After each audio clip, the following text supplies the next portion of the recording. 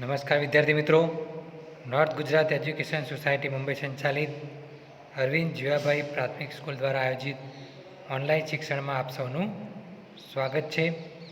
આજે આપણે ધોરણ 5માં અંગ્રેજી વિષયનો અભ્યાસ કરવા જઈ રહ્યા છીએ.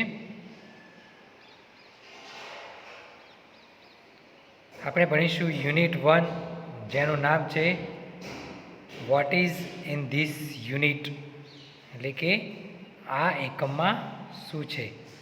અગાઉ આપણે યુનિટ 1ની અંદર એક્ટિવિટી 3A હિતુસ ક્લાસરૂમ ભણી ગયા છીએ. એના આધારે આજે આપણે ભણીશું એક્ટિવિટી 3B.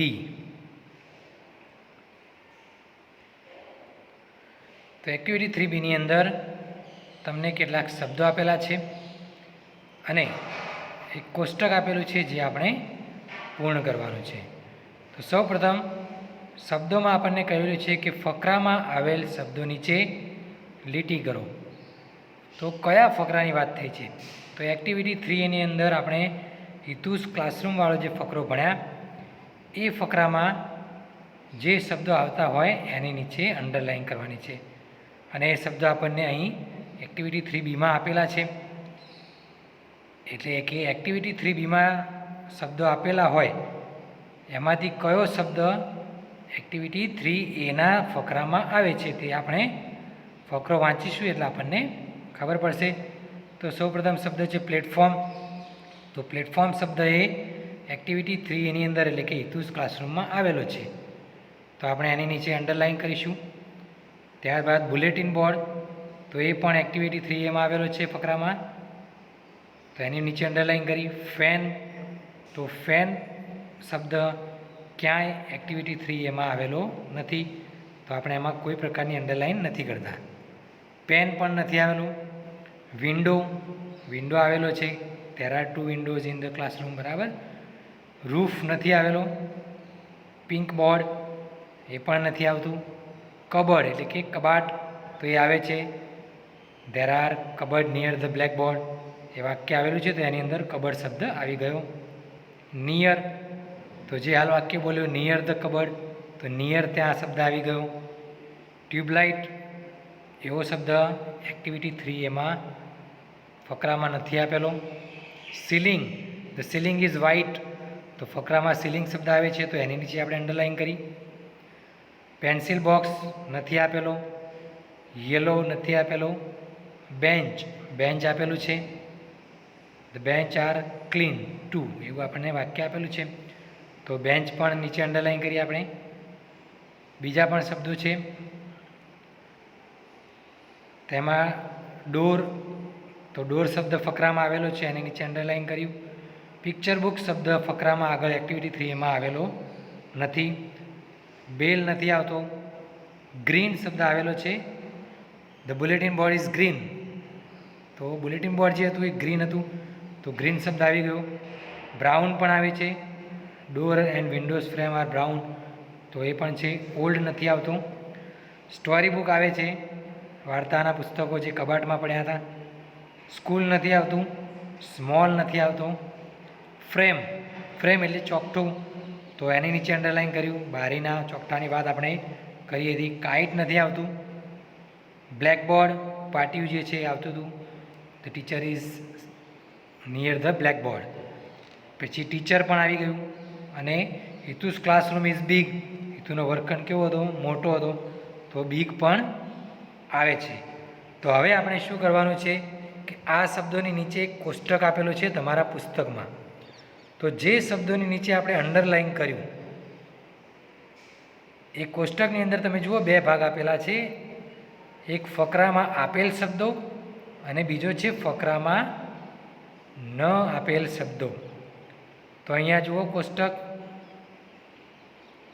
તો ફકરામાં આપેલ શબ્દો, જે શબ્દો આપણે અંડરલાઇન કર્યા તે બધા જ શબ્દો આપણે ક્યાં લખ્યા? ફકરામાં આવેલ શબ્દોમાં. અને જે શબ્દો નીચે અંડરલાઇન નથી કરી તે આપણે લખીશું ફકરામાં ન આવેલ શબ્દોમાં. તો આપણે જે શબ્દો નીચે અંડરલાઇન કરી હતી તે બધા જ શબ્દો આપણે ફકરામાં આવેલમાં લખ્યા, જેમ કે ceiling, platform, bulletin board, window, cupboard, near, bench. હજુ પણ આગળ છે પછી ફકરામાં ન આવેલમાં tubelight, fan, pen, roof, pink board, pencil box, yellow. પછી ફકરામાં આવેલમાં આગળ વધારાના door, green, brown, story book, frame, blackboard, teacher અને બિગ. અને ફકરામાં ન આવેલમાં picture book, bell, old, school, small અને કાઇટ. તો આ રીતે તમારે જે શબ્દોની નીચે આપણે અંડરલાઇન કરાવી એ શબ્દો ફકરામાં આવેલમાં લખવાના, અને જે શબ્દો નીચે અંડરલાઇન નથી કરી એ ફકરામાં ન આવેલ શબ્દોમાં લખીને તમારે આ કોષ્ટક પુસ્તકની અંદર પૂર્ણ કરવાનું છે. ત્યારબાદ નોટની અંદર અંગ્રેજીની નોટમાં પણ એક્ટિવિટી 3B કરીને કોષ્ટક બનાવવાનું છે. શબ્દો પછી કોષ્ટકની અંદર જ લખવાના છે. ઉપર જેમ લખ્યા છે એક્ટિવિટી 3Bમાં એ રીતે આપણે નથી લખવાના, માત્ર કોષ્ટક બનાવવાનું છે. ત્યારબાદ આવું ને આવું બીજું કોષ્ટક પણ આપણને એક્ટિવિટી 3Bમાં આપેલ છે. એની અંદર પણ કેટલાક શબ્દો છે, તેમાં આપણને કહ્યું છે કે જોડીમાં કામ કરો અને નીચેના શબ્દો વાંચો અને તે કોષ્ટકમાં વિગત ભરો. તો અહીંયા આપણને શબ્દ આપેલા છે ceiling, platform, blackboard, school, teacher, window, roof, bulletin board, fan, student, tubelight, pencil. ત્યારબાદ cupboard, chair, door, picture book, box, bench, chalk stick, kite, story book, bell, pen અને મેપ. હવે નીચે આપણને કોષ્ટક આપેલું છે, એમાં શું કહ્યું છે? એક ભાગ છે ઇન માય ક્લાસરૂમ અને બીજો ભાગ છે નોટ ઇન માય ક્લાસરૂમ. હવે અહીંયા વસ્તુ કઈ છે કે અહીંયા તમારા ક્લાસરૂમની વાત થઈ છે, હિતુના ક્લાસરૂમની વાત થઈ નથી. એટલે કે તમે સ્કૂલમાં જે વર્ગમાં બેસો છો એ વર્ગમાં આ જે શબ્દો આપે એમાંથી કઈ વસ્તુઓ છે અને કઈ વસ્તુઓ નથી. જે વસ્તુ હોય તે ઇન માય ક્લાસરૂમ એટલે કે મારા વર્ગમાં છે એમાં લખો, અને જે વસ્તુ ના હોય એ નોટ ઇન માય ક્લાસરૂમ એટલે કે મારા વર્ગમાં નથી એ રીતે લખો. તો આપણે અહીંયા કોષ્ટક બનાવેલું છે, એની અંદર શબ્દો પણ લખેલા છે. તો ઇન માય ક્લાસરૂમની અંદર આટલા શબ્દો આવશે. જો તમે ક્લાસમાં ભણ્યા હોય, ક્લાસનું નિરીક્ષણ સરસ રીતે કર્યું હશે તો તમને ખબર હશે કે આપણા શાળાની અંદર વર્ગખંડમાં સીલિંગ છે, પ્લેટફોર્મ છે, બ્લેકબોર્ડ છે, ટીચર પણ હોય છે, વિન્ડો છે, ફેન છે, વિદ્યાર્થીઓ પણ હોય બેઠેલા, ટ્યુબલાઇટ છે, પેન્સિલ છે, ચેર છે, ડોર છે, બેન્ચ છે, ચોકસ્ટિક છે અને પેન પણ છે. અને નોટ ઇન માય ક્લાસરૂમની અંદર જે આપણા ક્લાસમાં નથી, તો સ્કૂલ એ ક્યારેય ક્લાસમાં ના હોય એટલે સ્કૂલ શબ્દ ના હોય. રૂફ છત નથી, ધાબુ. બુલેટિન બોર્ડ આપણા વર્ગખંડમાં નથી, કબર્ડ નથી, પિક્ચર બુક નથી, બોક્સ નથી, કાઇટ નથી, સ્ટોરી બુક નથી, બેલ નથી અને મેપ નથી. તો આ બધું આપણા વર્ગખંડમાં નથી. તો આ કોઠો પણ તમારે અંગ્રેજીની નોટમાં લખવાનો છે. જો તમને ના ફાવે તો હું મૂકીશ, વિડીયો પણ મૂકાશે તો એમાંથી પણ જોઈને તમે લખી શકો છો. તો અહીંયા આપણી એક્ટિવિટી 3B પૂરી થઈ. હવે આપણે આગળ જોઈશું એક્ટિવિટી 3C. પણ એ પહેલાં આપણે જોઈ લઈએ કે જે કોઠામાં આપણે શબ્દો મૂક્યા એના પરથી જો આપણે વાક્ય બનાવવાના હોય તો ઉદાહરણ પ્રમાણે આ રીતે વાક્યો આપણે બનાવી શકીએ છીએ, બોલી અને લખી પણ શકીએ છીએ. તો અહીંયા કહ્યું છે there is a blackboard in my classroom અથવા there is no school in my classroom. તો આપણે જે કોઠો બનાવ્યો ઇન માય ક્લાસરૂમ અને નોટ ઇન માય ક્લાસરૂમ, તો એમાંથી તમારા વર્ગમાં જે છે એ ઇન માય ક્લાસરૂમ કરીને વાક્ય બનાવ્યું આપણે કે there is a blackboard in my classroom, મારા વર્ગખંડમાં કાળું પાટિયું છે. અને there is no school in my classroom એટલે કે મારા વર્ગખંડમાં સ્કૂલ નથી, શાળા નથી. તો એક છે અને એક નથી, એ રીતના વાક્યો બનાવેલા છે. તો એમાં આપણે પણ વાક્યો બનાવ્યા છે. There is a ceiling in my classroom એટલે કે મારા વર્ગખંડમાં છત છે.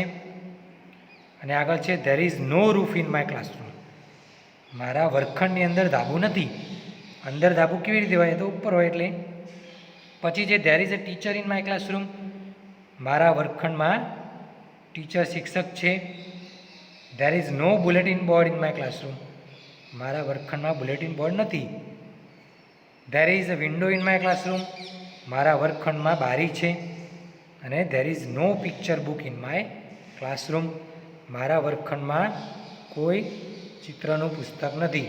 તો એક છે અને એક નથી એમ આપણે વાક્ય બનાવ્યા છે. તો જેટલા પણ શબ્દો છે એના આપણે વાક્યો આ રીતે બનાવી શકીએ છીએ.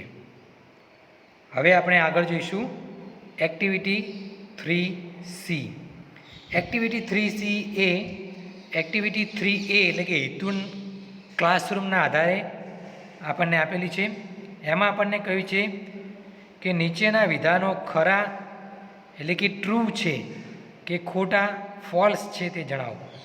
તો જે શબ્દો જે વાક્યો સાચા હોય તો ત્યાં આપણે ટ્રુ લખવાનું છે, ટ્રુ TRUE એટલે કે સાચું. અને ખોટું છે ત્યાં આપણે ફોલ્સ એટલે કે FALSE ફોલ્સ લખવાનું છે. સ્પેલિંગો લખવાના છે, ખરા ખોટાની નિશાની કરવાની નથી.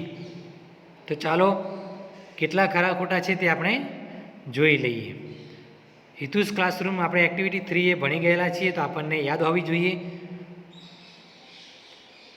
તો પહેલું વાક્ય આપણને આપેલું છે હિતુસ ક્લાસરૂમ ઇઝ સ્મોલ, હિતુનો વર્ગખંડ નાનો છે. તો એક્ટિવિટી 3 એમાં તમે જોયું છે હિતુનો વર્ગખંડ નાનો હતો કે મોટો. તો એમાં વાક્ય આપેલું છે હિતુસ ક્લાસરૂમ ઇઝ બિગ. તો વાક્ય આ કેવું વાક્ય થયું? ખોટું વાક્ય. તો ત્યાં આપણે જવાબ લખીશું ફોલ્સ. તો આપણે સામે જવાબ લખ્યો ફોલ્સ એટલે કે ખોટું. બીજું વાક્ય છે the bulletin board is green. તો ફકરામાં આપેલું જ છે બુલેટિન બોર્ડ ઇઝ ગ્રીન, તે લીલું જ છે. તો વાક્ય સાચું છે તો આપણે ત્યાં લખ્યું ટ્રુ. ત્રીજું વાક્ય છે it is an English book, તે અંગ્રેજીનું પુસ્તક છે. તો કયા પુસ્તકની વાત થઈ? તો હેતુના વર્ગખંડની અંદર ટેબલ ઉપર જે પુસ્તક પડ્યું હતું એની વાત થઈ. તો એ ઇંગ્લિશ બુક હતી નહીં, પરંતુ એ શું હતું? ડિક્શનરી હતી. તો આ વાક્ય કેવું છે? ખોટું છે. તો આપણે ત્યાં લખ્યું ફોલ્સ. ચોથું વાક્ય છે there R 2 dustbin in the class. તો હેતુના વર્ગખંડની અંદર 2 કચરાપેટી છે એવું અહીંયા કહ્યું આપણને. તો ખોટી વાત છે, કારણ કે હેતુના ક્લાસરૂમની અંદર એક જ કચરાપેટી હતી. તો જવાબ છે આપણો ફોલ્સ એટલે કે ખોટું. પાંચમું વાક્ય છે આગળ the pictures are on the wall એટલે કે ચિત્રો દિવાલ પર છે. તો વાક્ય ખોટું છે, ફોલ્સ, કારણ કે ચિત્રો દિવાલ પર ના હતા, બુલેટિન બોર્ડ પર હતા. ત્યારબાદ છઠ્ઠું વાક્ય છે there is a cupboard near the blackboard. કબાટ કાળા પાટિયાની પાસે છે. તો વાક્ય સાચું છે. ફકરાની અંદર પણ એક્ટિવિટી 3માં આપેલું છે. ત્યારબાદ આગળ જોઈએ 7મા નંબરનું Hitu is on the first bench. તો ફકરામાં આપેલું છે કે હિતુ પહેલી પાટલી પર છે. તો વાક્ય સાચું છે. તો ત્યાં આપણે લખીશું ટ્રુ. 8મું વાક્ય ધ સીલિંગ ઇઝ પિંક, છત ગુલાબી છે. તો છત ફકરામાં આપણે ભણ્યું વ્હાઇટ હતી. તો અહીંયા વાક્ય ખોટું છે. તો ત્યાં લખ્યું ફોલ્સ. 9મું વાક્ય the floor and the benches are clean, કે ભોંયતળિયું અને પાટલીઓ સ્વચ્છ છે. તો વાક્ય સાચું છે, ટ્રુ. 10મું છે there is a dictionary on the table. તો ત્યાં પણ ટ્રુ, સાચું વાક્ય છે. 11મું the bulletin board is black, પાટિયું કાળું છે. તો તે પણ bulletin board is black, notice board કાળું છે. તો ખોટી વાત છે, કારણ કે નોટિસ બોર્ડ તો ગ્રીન હતી.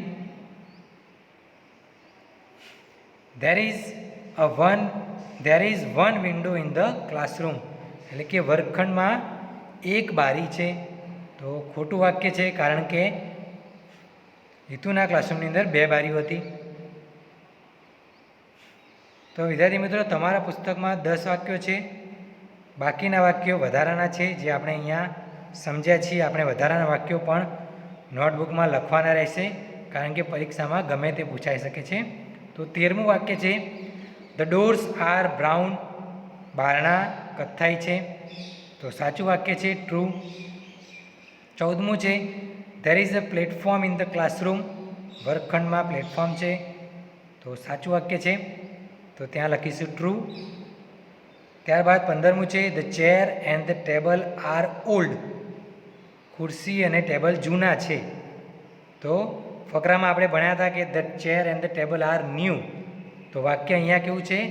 ખોટું છે, તો ત્યાં આપણે લખીશું ફોલ્સ. ત્યારબાદ 16મું વાક્ય છે the chalk stick is green. તે ચોક લીલો છે. તો અહીંયા પણ ખોટું વાક્ય છે, કારણ કે ચોક સફેદ છે. 17મું વાક્ય there are story books in the cupboard. એટલે કે કબાટમાં વાર્તાના પુસ્તકો છે. તો સાચું વાક્ય છે, ટ્રુ. 18મું વાક્ય છે the dustbin is near the blackboard. કચરાની ટોપલી કાળા પાટિયાની પાસે છે. તો અહીંયા વાક્ય ખોટું છે, કારણ કે ફકરામાં આપ્યું હતું the dustbin is near the door. તો અહીંયા આપણા ખરા ખોટા પૂરા થયા અને એક્ટિવિટી 3B અને 3C અહીંયા આપણી પૂરી થાય છે. આશા રાખું છું તમને બધાને સમજણ પડી હશે. આભાર. Thank you.